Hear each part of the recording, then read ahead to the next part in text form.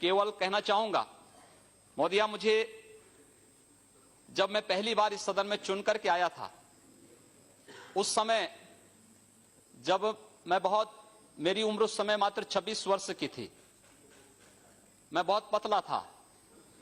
जब मैं यहां आता था तो अभी भी कोई बहुत मोटे नहीं है। अभी ठीक वैसा वजन बढ़ा। मोदिया, उस समय गोरखपुर की स्थिति ऐसी थी कि जब मुझे यहां पर उस समय के उर्वरक और रसायन मंत्री श्री सुरजीत सिंह बरनाला जी ने जब मुझे देखा तो मैं गोरखपुर खाद कारखाने के बारे में उनसे चर्चा करने के लिए गया, तो मुझे आधा घंटा घूरते रहे, देखते रहे। उन्होंने कहा, आप गोरखपुर से चुन के आए हैं? मैंने कहा जी हाँ। कहा गोरखपुर से? मैंने कहा हाँ। तीसरी बार उन्होंने फिर पूछा, कहा गोरखपुर से ही? मैंने कहा हाँ, गोरखपुर उत्तर प्रदेश से। तो मैंने कहा, आप सरदार जी ऐसा क्यों पूछ रहे हैं? उन्होंने कहा, इसलिए क्योंकि मैं एक बार गोरखपुर गया था एक चुनावी सभा को करने के लिए, लेकिन दोनों ओर से बम चलने लगे, मैं भाग गया, तब से मैं गोरखपुर दोबारा नहीं गया। ये छवि थी गोरखपुर की। मुझे बहुत धक्का लगा इस बात को सुनकर के कि हमारे शहर के बारे में, हमारे जिले के बारे में लोग इस प्रकार की बातें करते हैं। मैं गोरखपुर गया, मैंने गोरखपुर के सभी व्यापारिक संगठनों को, सांस्कृतिक और सामाजिक संगठनों को बिठाया। मैंने कहा, भी बाहर हमारे बारे में इस प्रकार का संदेश है, हमें सामूहिक रूप से इस लड़ाई को लड़नी है। सरकार कोई भी हो वह चलती रहे, लेकिन इस समाज की समस्या है, हम इसका समाधान यहां मिल बैठ करके करें। और मोदिया, मैं विश्वास के साथ कह सकता हूं कि पिछले 15 वर्षों में उत्तर प्रदेश के बारे में आज जो बातें, जो गोरखपुर के बारे में 1998 में मुझे सुनने को मिलती थी, आज उत्तर प्रदेश के बारे में पूरे देश के अंदर उस प्रकार की चर्चाएं होती थी। लेकिन मैं कह सकता हूं कि इन 15 वर्षों में हम लोगों ने गोरखपुर में एक भी व्यापारी को गुंडा टैक्स नहीं देने दिया, एक भी व्यापारी का, किसी भी चिकित्सक का अपहरण नहीं करने दिया, कहीं हमने किसी को अराजकता नहीं फैलाने दी। 5 वर्ष में उत्तर प्रदेश के अंदर 403 दंगे हुए, हमारे पूर्वी उत्तर प्रदेश में एक भी दंगा नहीं हुआ है। और हम फिर कह सकते हैं कि अब उत्तर प्रदेश में भी इस प्रकार की स्थिति हम लोग स्थापित करने में सफल होंगे, कोई संदेह इसमें किसी को नहीं होना चाहिए। और मैं इस बात को और भी पुरजोर तरीके से इसलिए कहना चाहूंगा, लोग मेरी उम्र के बारे में कह सकते हैं, मैं आदरणीय राहुल जी से 1 वर्ष छोटा हूं। खड़के जी, राहुल जी यहां पर सदन में नहीं हैं, मैं उनसे 1 वर्ष छोटा हूं उम्र में। और मुलायम सिंह जी की पार्टी के कोई यहां नहीं है। अखिलेश यादव से 1 वर्ष बड़ा हूं।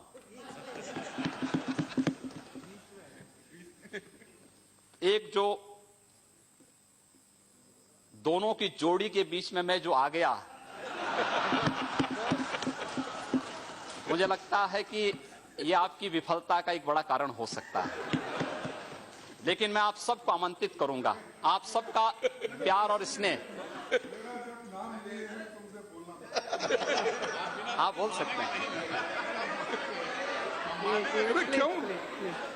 अरे मेरा नाम लेकर आप बोले ना। अब इसीलिए वो राहुल जी 1 साल उनसे बड़े हैं, अखिलेश जी उनसे 1 साल छोटे हैं, उनके दोनों के बीच में वो है। लेकिन अब आप एक बार आप अधिकार में आए हैं, वहां के चीफ मिनिस्टर बने हैं, आपको बधाई देता हूं। लेकिन आप इस स्टैंडर्ड को मेंटेन करो।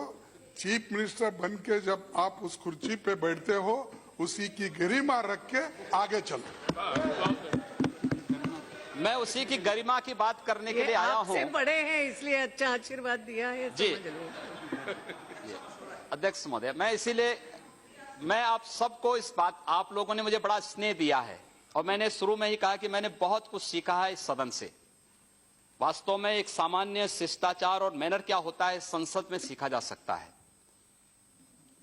हम लोग, जब मैं पहली बार चुना गया था सांसद, तो मैं इस बात के लिए थोड़ा अंदर से संकित था कि पता नहीं कैसा व्यवहार होता है। लेकिन जैसे ही हम लोग संसद परिसर में प्रवेश किए, यहाँ के एक एक कर्मचारी का जो सद्व्यवहार था, जो शिष्टाचार था, और वह केवल सदन में हम लोग यहाँ पर बहुत बार वह देखने लायक है, वो समाज को बताने लायक है, क्योंकि बाहर हमारे बारे में बड़ी भ्रांत धारणाएं पैदा की जाती हैं। सदन के अंदर जो शोरगुल होता है, मानते हैं लोकतांत्रिक प्रक्रिया का एक हिस्सा हो सकता है। हम लोग बहुत बार हमारी जो आपस में बहस होती है उसमें बहुत वाद विवाद हो जाता है, लेकिन बाहर हम लोग जब गैलरी में मिलते हैं तो एक दूसरे से गले मिलते हुए दिखाई देते हैं। हम सारी चीजों को फिर यहीं पर छोड़ करके बाहर वही सद्भावनाएं हमारे बीच में होती हैं। और मैं इस सब से इसीलिए आप पूरे सदन से मैं इस बात को कहना चाहूंगा कि हमारी पार्टी ने, हमारे नेता ने मुझे जो दायित्व दिया है, मैं आप सबको आमंत्रित करूंगा उत्तर प्रदेश में। आप उत्तर प्रदेश में आए, स्वागत होगा आप सबका। उत्तर प्रदेश आदरणीय प्रधानमंत्री जी के सपनों का प्रदेश होगा, देश का उत्कृष्ट प्रदेश होगा, भ्रष्टाचार मुक्त प्रदेश होगा, दंगों से मुक्त प्रदेश होगा, अराजकता और गुंडागिर्दी से मुक्त प्रदेश होगा। और उत्तर प्रदेश में हम विकास का एक ऐसा मॉडल देंगे कि उत्तर प्रदेश के नौजवानों को पलायन नहीं करना पड़ेगा। उत्तर प्रदेश में माताओं और बहनों को अपनी सुरक्षा के लिए कहीं गुहार नहीं करना पड़ेगा। और यह कार्य वहां पर प्रारंभ आप देखिए अवश्य। और मैं आपको खासतौर पर खड़गे जी, आप तो यहाँ पर नेता के रूप में हैं और हम आपको सादर आमंत्रित करेंगे। मैं पूरे सदन को आमंत्रित करूंगा कि वह उत्तर प्रदेश में आए और उत्तर प्रदेश में आप देखते रहिए, बहुत कुछ बंदी होने जा रही है वहां।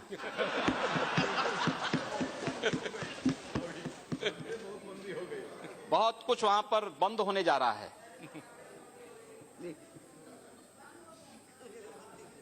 अध्यक्ष जी, आपने भी हम लोगों को बड़ा स्नेह दिया है इस सदन में, और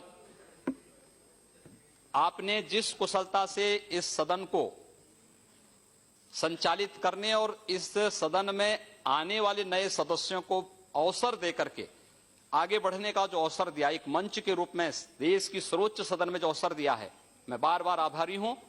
और पूरे सदन को मैं उत्तर प्रदेश में आमंत्रित करूंगा कि आप उत्तर प्रदेश में आए।